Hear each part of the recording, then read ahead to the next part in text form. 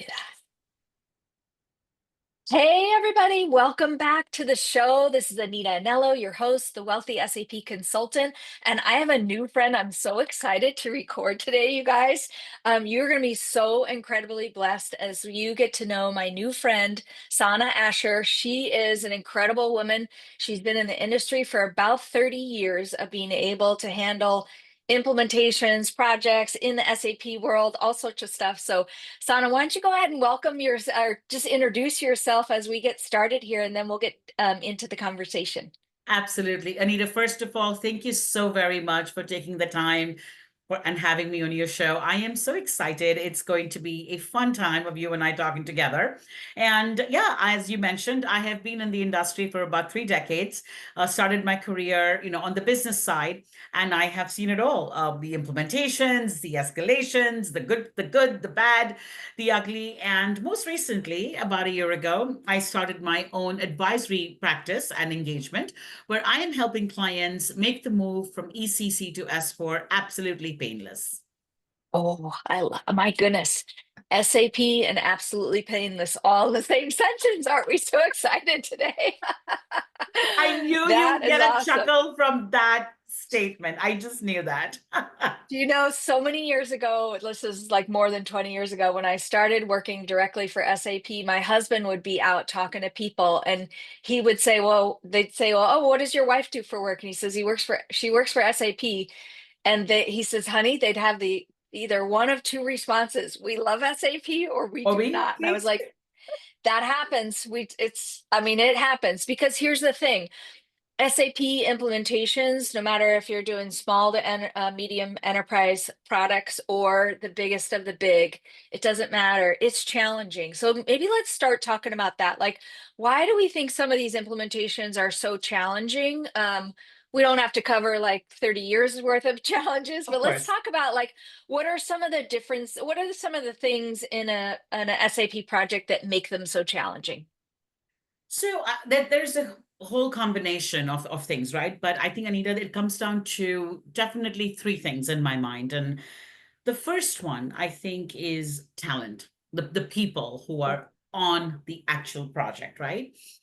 The second thing I believe is transparency, right? How Mhm. much transparency do you want to bring to your project, and how open are you to listening to the bad news and also addressing that bad news, right? That's what I mean by Oh, yeah. transparency, right? And I think the third thing, which I think is very very critical, accountability, right? If you don't identify who is the person who's holding the stick, who is the person who is going to be accountable, you are definitely going to have challenges starting week 2 in your project. So Yeah. I think these three things are fundamentally what I think is what I see or what I have seen. Yeah. Yeah. So it's so interesting that you say that because I love those three items. I also would kind of break them down a little bit more. Like don't haven't we seen a lot of times in a big SAP project, someone's making the decision way up at the top of the organization. They Correct. see the vision, they know that their current legacy system is holding them back in some way, shape, or form for being able to, I don't know, double their revenues, serve their clients better, whatever that looks like for them, some of the things that they want to overcome in their business. But oftentimes, don't we see then we get down to the folks that are like using the software and they are maybe not maybe not as on board with the transition over to new piece of software. So I know when it comes to, I know like in an escalation situation, when I talk to the people that are involved in the project, there's can be a lot of grumbling. Well, Susie Bell over here, she's been doing the same business process for 20 years. She likes it. She's the one that developed it, all that kind of stuff. And it's not that nobody wants change. It's not that change is necessarily hard. It's that if it feels like I have to make a change right here, right now, immediately, that kind of stuff, that's actually what causes a lot of fear, typically on the client side, right? Then we have Agree. consultants on the other side that are very much like, I'm an expert. I will help you.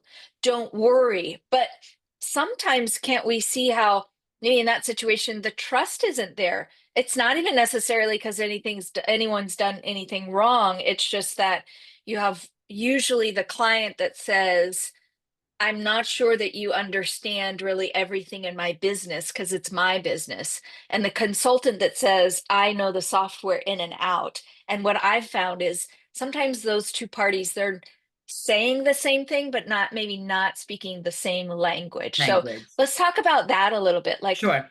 how do we maybe help our consultants communicate better with our clients so that they can actually communicate better and we can take complex business scenarios and lay them against formalized business processes inside SAP and find a way to overlap those and really actually take the project. Because here's what I do know: when you Mm, have the opportunity to put a product in like SAP or any of its competitors, mm. you have the opportunity to completely like blow the doors off of your existing business. Absolutely.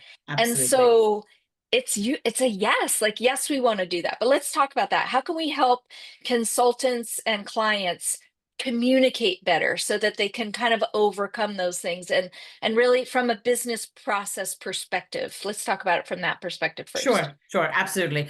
So I think a couple of ways, we can do that, right? The first thing, trust comes to anyone, right? From a client to a consultant or a consultant to a client when there is a relationship, right? And Mm. relationship comes in when you have spent enough time with each other to understand what your drivers are for Oh both of yeah. you, right? So I think the very first thing that I have seen in projects that I worked on and they've gone extremely well is Mhm. I've actually had these teams interact many, many weeks before even kicking off a project, right? Oh, One of my nice. favorite things to do, Anita, was to give out this book, Who Moved My Cheese, right? And I'm sure Oh, you've heard of that book. I probably bought thousands of them off of Amazon, and every time we would get the SOW signed, and we would go to a client and say, we're going to kick off a project on, on ABC day. I would start to hand out those books. And I'm like, guys, before you come to that project kickoff, read this book, right? And they would all be like, what do you mean? I'm like, read the book. Because it's not about what you don't know, it's about mm, what you are going to find out and how is your life really going to change, right? So yeah. Susie somewhere has done a phenomenal job the last 15 years and has a amazing handle on the business process. Great.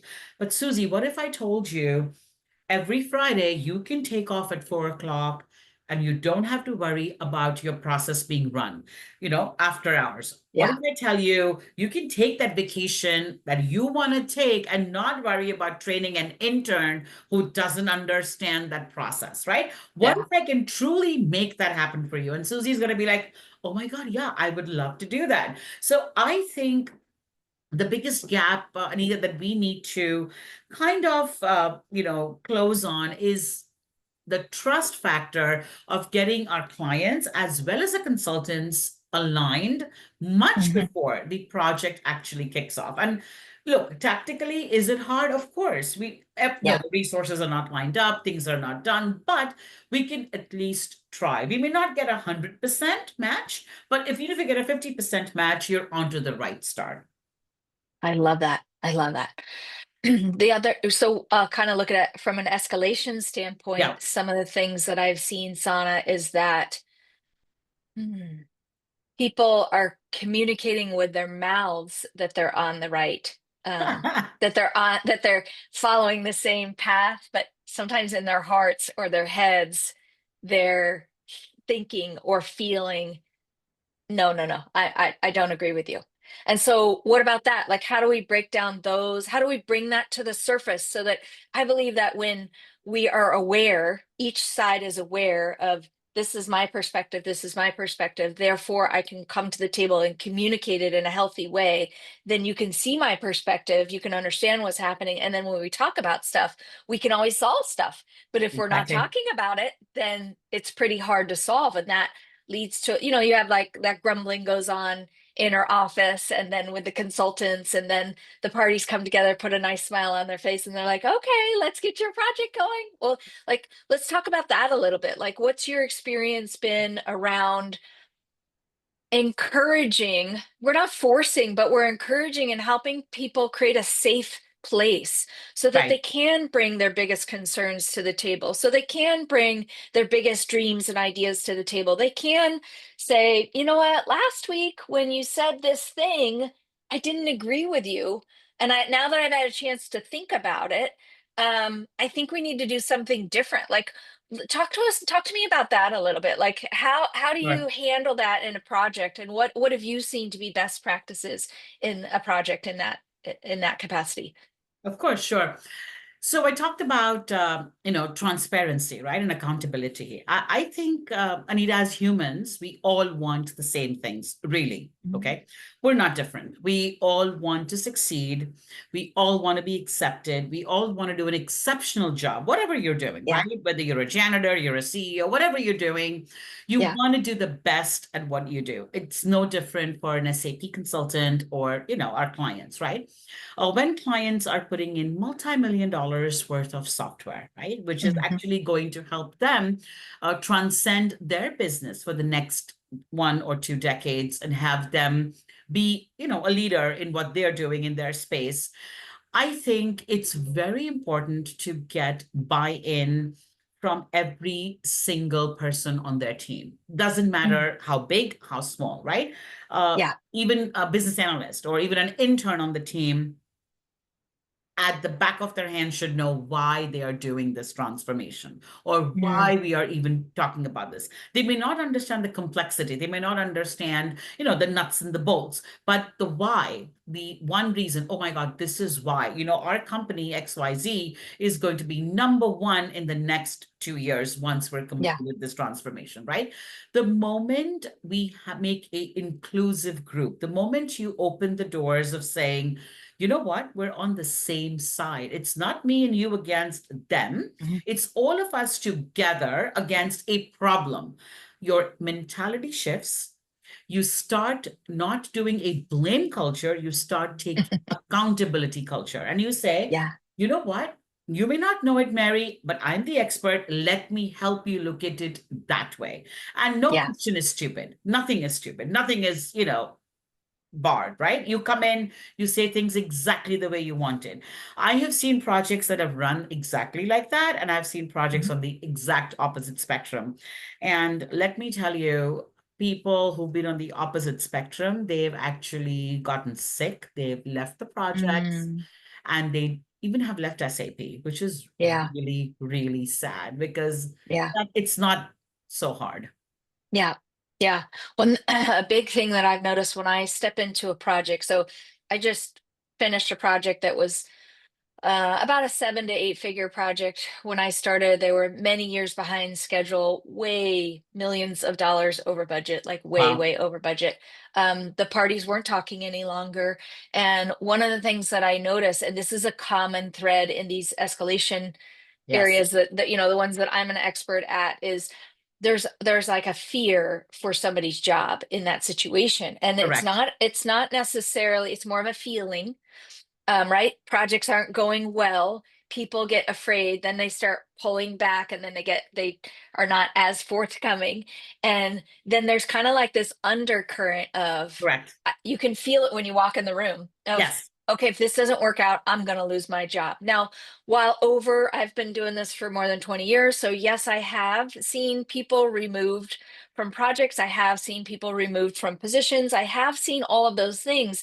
But usually, if somebody's willing to come to the table and um almost like put that fear on the back burner and let other people come in and help them, people like you, people like me, to be able to Yes. say, I'm for you. You don't have to worry about losing your job. That's not what your boss is communicating. He or she is communicating, let's figure out how to do this. We've invested heavily. Let's figure out how to get this thing going. Let's get live so we can go do the things that we want to do in our business. If we can help them kind of settle down those fears enough to open up their mind back to creativity, open up their mind to walk through the transformation that's going to happen, open up their mind to see that instead of doing two jobs at once, because don't we know, like when we're in the middle of the stress level in the middle of an Yes. implementation is very real, Yes. because our clients are typically expected to do their normal job, let's call that 40 hours a week if they're lucky, Plus, we're putting on all these tasks for the implementation. That's usually another big chunk Correct. of time every single week. So everybody's tired, they're fearful, and all this kind of stuff. Like, it's hard to have those, it's hard to be able to come to the table and be like, all right, let me be my best self today, so Correct. and solve these problems. So, like, what have you found to be best practices in helping people settle down those anxieties, those fears, so that they can move forward? What's your thought on that? Sure. So a couple of things that have really worked well for me on successful projects and also projects that were, on an escalation path and we've kind of brought them back. I think a team spirit, Anita, the Mhm. hands down, like I mentioned, right? It's not I'm against you or you're on the opposite ends of the spectrum. We are both here together to solve a problem. And I Yeah, think if that messaging is completely repeated over and over and over again from the beginning of the project, yeah, where you say what is a project charter, and you're not just writing that on a PowerPoint slide and saying this is my charter, but yeah, actually printing that charter and putting that in every desk or every laptop or whichever way, so you're constantly seeing it, you are constantly looking at it, and on days when you don't feel that, that's a great reminder to say, you know what? This is why we started here in the first place. So yeah, why am I feeling this anxious, right? This is what we agreed to do. That has worked beautifully. But yeah, it's a exercise to remind everyone and say, remember the charter? It doesn't go in your desk or at the last drawer of your desk. It stays on your desk. yeah, yeah. That's awesome. I love that. I love that. Because what I'm thinking of is when you're talking about that sauna, it's like front and center. Yes, What are the priorities, right? We all do hard things in our life. Like, let's just be clear. absolutely. Life is challenging on lots of different levels, especially when we're in the middle of these big SAP, not just SAP, but big implementation projects that are saying everything about my business is going to shift over and it's going to look a little bit different. It's going to feel a little bit different, but it's going to be better. So yeah, I love that perspective. Thank you. That's Of super, course. super Thank you. helpful. Okay, let's talk. Oh, this is going to be a good one. Let's talk about the money part of it. Oh, good So I one. just recently recorded a podcast earlier this week where I was talking about the money, and it's really actually about helping parties, the channel partner, consultants, and the clients to be able to realign or help them see that they actually are aligned. Because sometimes when we're in projects, there's this sense of my channel partner is charging me all this money. My consultants are having these billable rates, and their bosses are usually have some priorities around that. No Right. problem. We all understand that, right? It costs money to put these systems in. But what happens oftentimes on the customer's side is there can be a sensation or a thought of like, let's try to get the billable projects, the billable hours as low as possible. Let's just say, for instance, Mm. we're in the middle of a multi-million dollar SAP project. Okay. That's a lot of money, right? Yes. And so the client is coming in saying, how can we get the billable rates down as low as possible? And they might think that their partner is saying, how can we get the billable rates as high as possible? Now, while that might happen at partner organizations, my experience in being in the channel for 20 plus years is it's usually not that. Usually what happens is you have consultants at the channel partners that are experts and they want to be able to share their expertise as much as they possibly can, because what I have found, and you tell me if you've found something different, most people in general, they just want to help. They want to Yes. help as much as possible. I know that costs money. But what the reason what I'm get my point that I'm getting at is, if I'm on the client side and I'm trying to keep my billable hours, like there's kind of like a happy medium.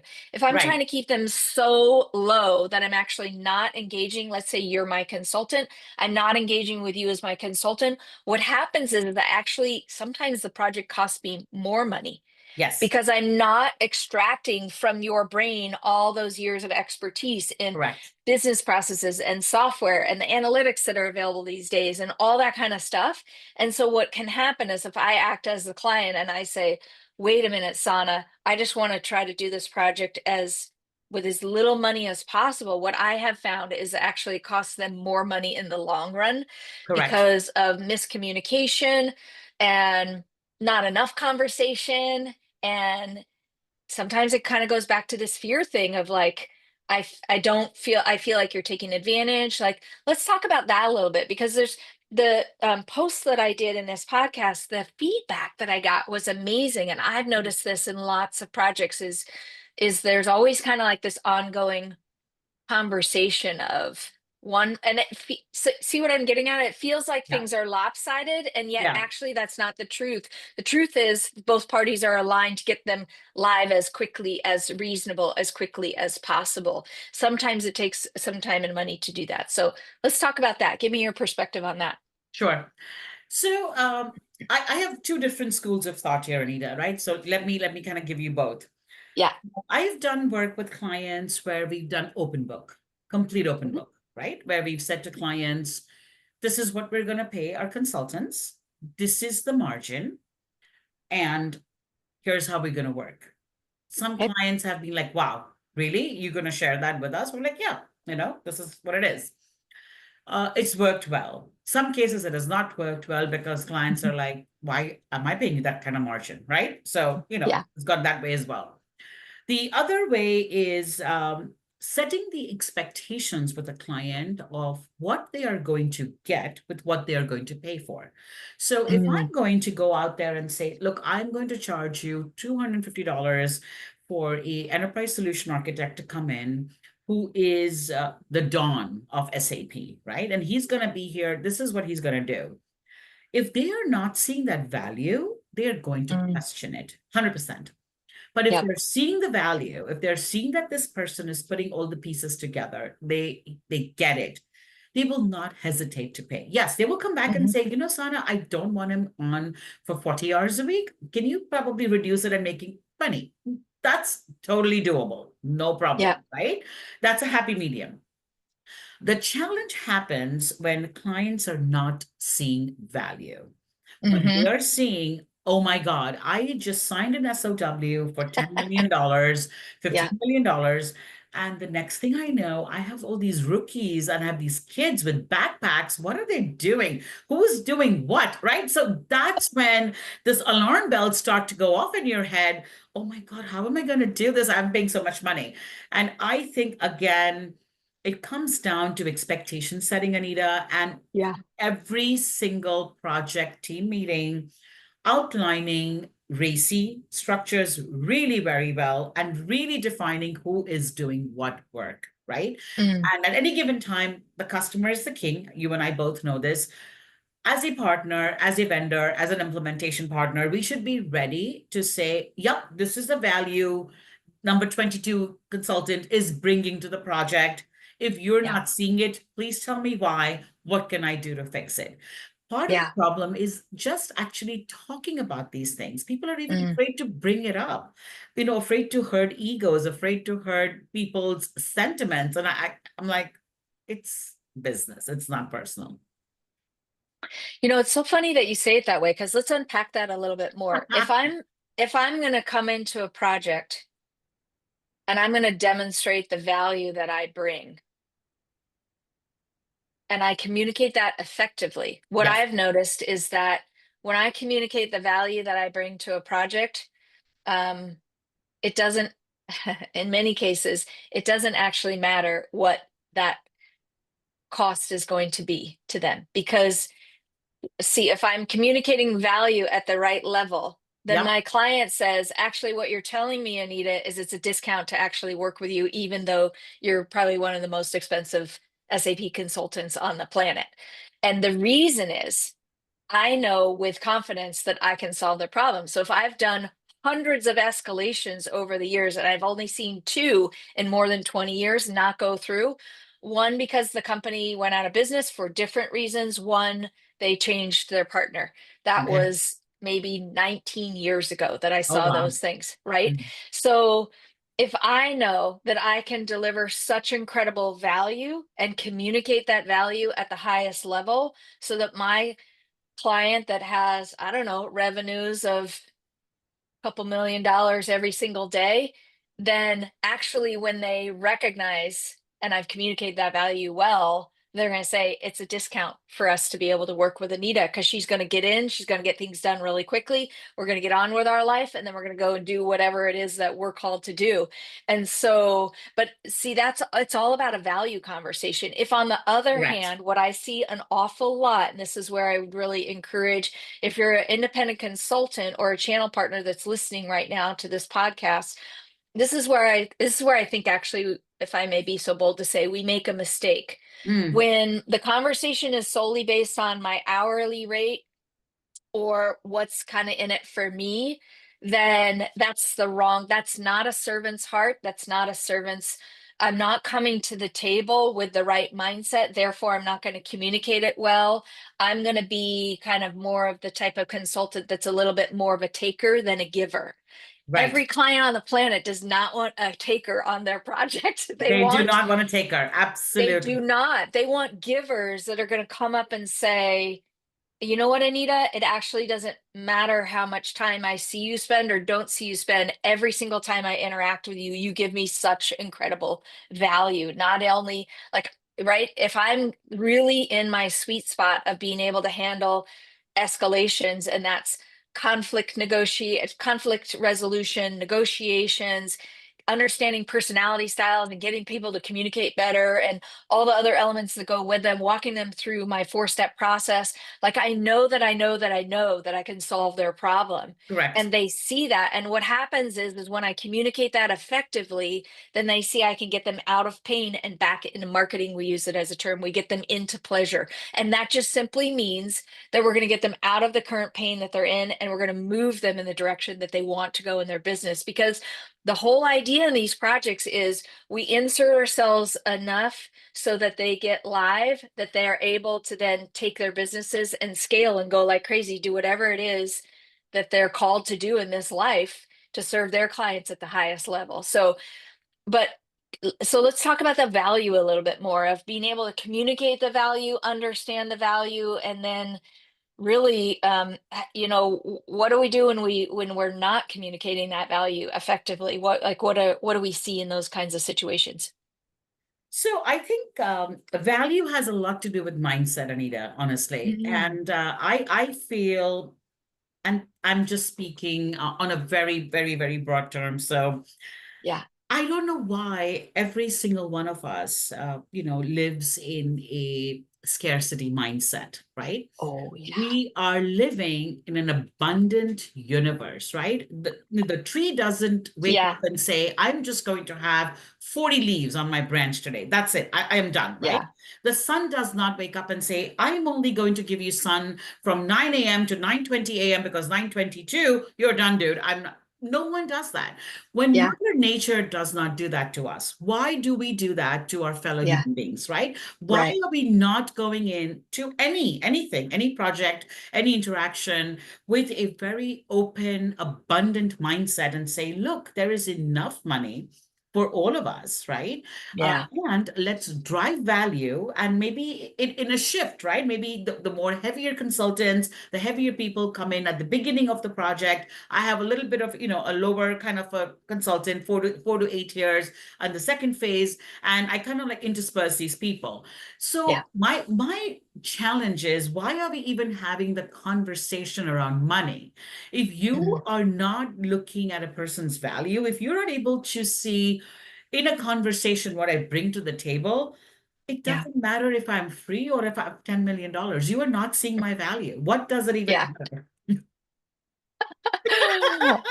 Oh, I love that. I forget who is okay, maybe I'm going to try to remember a story and you can fill in the blanks if Sure. there's a story in um I think it's in Think and Grow Rich, where he talks Yes. about the guy that's the wrench turner and the bill that comes in, right? So there's a situation where if I'm not mistaken, a manufacturing plant, the machinery goes down. They call the guy to come and fix it. He Yes. goes, they've had a bunch of people to come and try to fix it. It's not getting fixed. This one expert guy comes in. I'm gonna have to get the details. I'll put it in the show notes. And he's able to walk right in, turn the wrench, fix the problem, walk out of there, sends the client a bill for $10,000. And the client initially balks. What do you mean $10,000? Now, this was a actual story, a situation that happened way back when, maybe in like the 20s or 30s. I'm going to Correct. really have to get 1930s, this. I think. Yes, Yeah, I remember yeah, that I'm gonna have story. to get Yes. these details straight, right? Yes. So then the client balks and they're like, "What? Oh my gosh."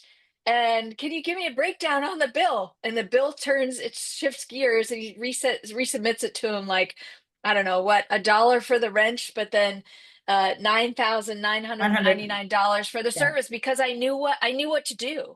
And Correct. this is essentially what we're talking about when I have an abundance mindset and I know how to solve your problem. You know how to Correct. solve my problem. And then I'm able to effectively communicate that I know that in every circumstance in an SAP project, if you are at odds with your channel partner and your project is behind schedule, over budget, on the verge of lawsuit, I know that I can solve it for you. I know Exactly. that if your team is willing to do the work that it takes to get back into relationship with your channel partner, I know that I can get you out of that mode and get you into moving your project forward. Just like I know that you have areas, right? If clients are moving from ECC, you were telling me about this as we were getting started. Yeah. You said that there were 30,000 ECC clients that need to move over to S4 HANA. And so, my goodness, that's a lot of people. That But is a if ton of they people. have, yeah, if they have the ability to know that they know that they know that they can connect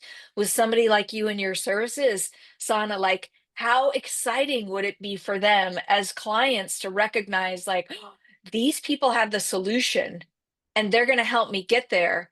So let me go ahead and pay for that because it's so worth it because then I'm going to again be able to scale my business." Like businesses are scaling today, right now. We were recording on February, no, gosh, February, Yeah. November 15th, 50. 2024. Um, that's so funny. I don't know where February came from. Anyway, we're recording at the end of 2024. There has never been a better time Yeah. to scale a business than right here, right now. Right now. Oh my God. I totally Regardless, let agree. me just say, like, regardless of who's in office, regardless of the economy, regardless of a whole bunch of other things, there's never been a better time for us to take our businesses, our online businesses, our brick and mortar business, our service businesses, whatever they look like, and be able to scale them to incredible amounts, maybe 10x your business. Like, I know one of these last clients that I just finished with, Hmm. these guys are totally set up and they do a lot in revenue. They're a privately Wow. owned company, and I don't want to share their details. But I will say they are totally set up to double their revenues in 2 to 5 years. And 5 years would be an absolute stretch. Wow. So to be able to be in a situation with better systems, better processes because of putting SAP into their business and the add-on products that went with it to be able to give them a fully integrated system.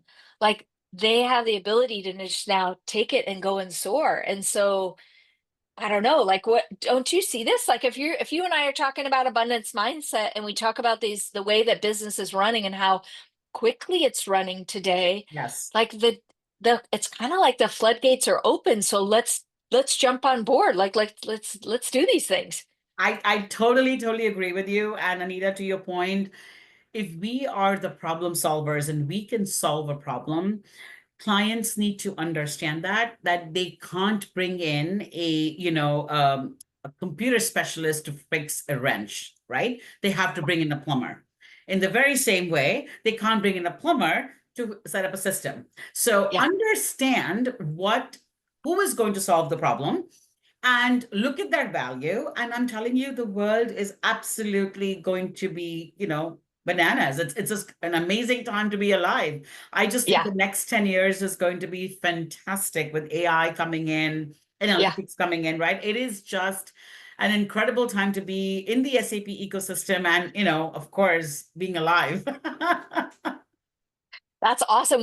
So you just touched on like AI and analytics. Can we imagine right now? Like I know when I started in the SAP world more than 20 years ago, We didn't have these dashboards that we have Oh today. We yeah. didn't have the analytics. We didn't have these real-time processing, and you know, like SAP analytics runs all the fantasy football stuff. Like, Yeah, right, yeah. real time, we have the ability in all of our software tools today to be able to see what's going on in my business. Where am I, you know, inside of the boundaries, outside of the boundaries, all that kind of stuff, in a way that we've never had that kind of insight into our business before. So what an exciting time to be able to manage either from our laptops or our phones on the roads, doing all the things. Like, this is so exciting. It I don't is. have to wait for Susie Bell to run her report at the end of the No, month that takes 12 hours to run. I like that is so far removed from what's actually exactly. happening today. So I'm just super excited. Okay, so you might have something to add to that. I want to circle back really quick. Sure.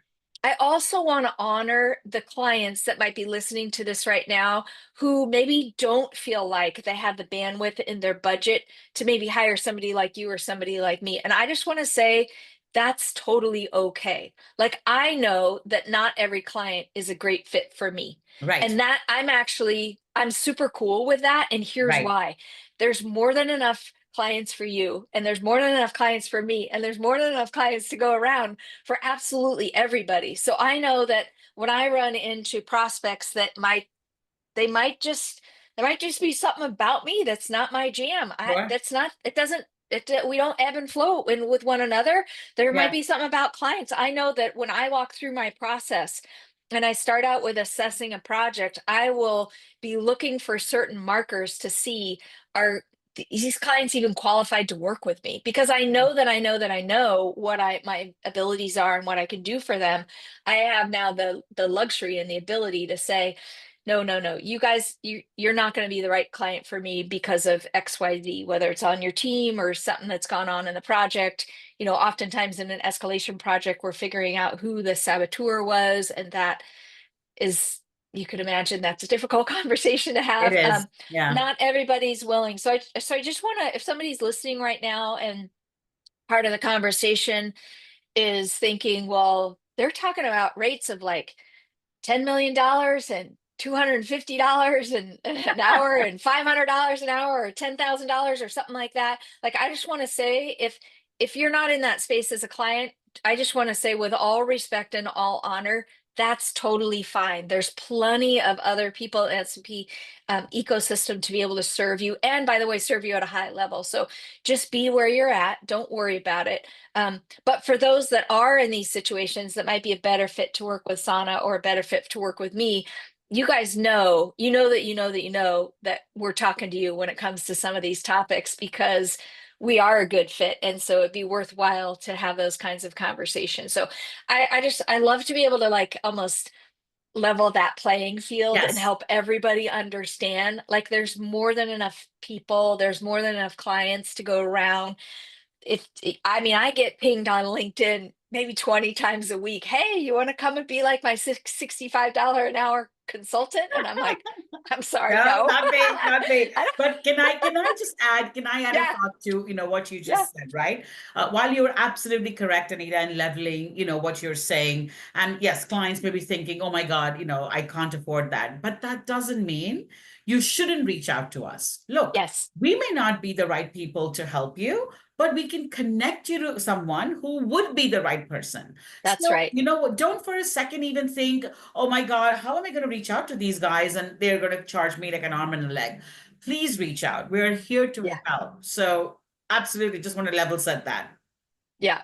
That's awesome. That's awesome. So can you hear the conversation that Sana and I are having? It's about serving other people, meeting people where they're at, serving them at a high level, even recording this podcast today to help other people get some different perspective, kind of open their eyes. Because a lot of times when we become aware, Yes, we see things that we can never unsee, we hear things we can never unhear, and then all of a sudden it's like our whole perspective just, we don't have to shift radically. Sometimes all we need is like a 1 degree shift, and then all of a sudden a whole new world opens up to us, and then we realize, like, oh my gosh, I didn't even know these things were possible. Like, in my correct. dream of dreams, I was hoping that I could get some help in this project, but now I see that there are people out there that are really here to serve, that are really here to bring value, that are really here to help me. Like I've had clients on the phone that have, I dare say, they've cried Oh, and how delighted they are no. that we've been able to help them get out of the muck and the mire and the yuck that they were in Oh my and God. be able to walk forward and be like, you've totally changed my life. These are owners of businesses that have said, Anita, you've totally changed my life because I wasn't sure where I was going to go. And when I first met you, it didn't look good. I thought I was not only going to lose my project, but also my business along the way. And now they're Right. flourishing.